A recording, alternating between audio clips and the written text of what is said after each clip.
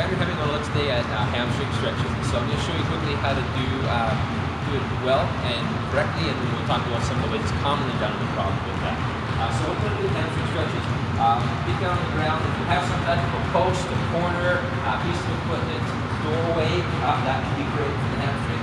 You just set up against the wall, and you come up in this position here. Okay?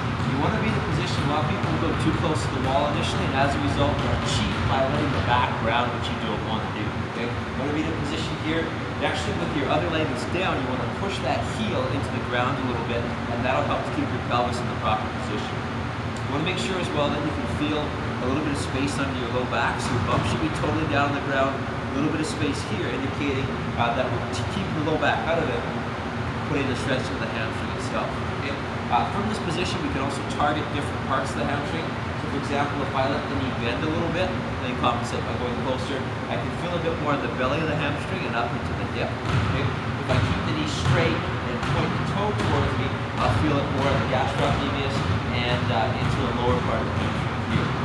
As another variation as well, we can target more the lateral hamstring, which is biceps femoris. We can target that as well. You might feel a bit of this in the IT band as well. And so we can come across this way and then reach that way. We can further make the stretch more intense by internally rotating the femur a little bit, coming that way. Okay? Don't do this at the expense of twisting here. So it's the same idea here. I want to be totally straight and square with a little bit of space on the low back. The lying down method is my preferred method for hamstring stretching. One of the things that's nice about it is it's very relaxing, so it allows you to hold the stretch, relax without having to worry about getting tired. It's very comfortable. If you don't have access to a post, then you can either stand or sit when you're stretching this. Okay, so you can do a lot of the same ideas in a sitting position this way. Okay, this is definitely an acceptable method. I don't usually use it a lot because a lot of times we'll see people do this with a rounded back, which we don't want to do. Okay? We want to keep the spine nice and upright if we're doing this, and we will require some more muscular effort at the low back and our arms and chest to keep us in a position where we're nice and upright. Okay?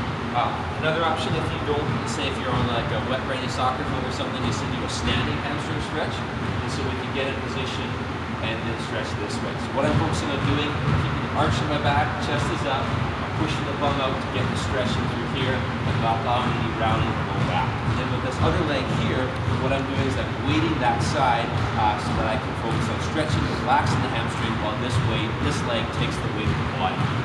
Some of the stretches that you commonly see people do, oftentimes see people kind of rounding, kind of touch the toes like that, or they might do a similar thing when you sit down. I see this one all the time, people be in a position like this.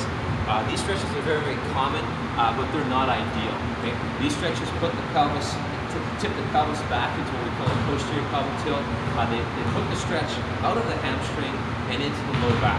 Okay? What we see is that the low back can be stressed when it's in a position of flexion. Also, we see from Dr. McGill's research, Dr. Stuart McGill, is that when we have an increased level of flexibility in the lower back, it actually increases our risk for low back problems. So we don't want to be stretching here, we want to stretch at the hip and hamstring. So we want to make sure any stretch we're doing for the hamstring, we're taking it out there and focusing here.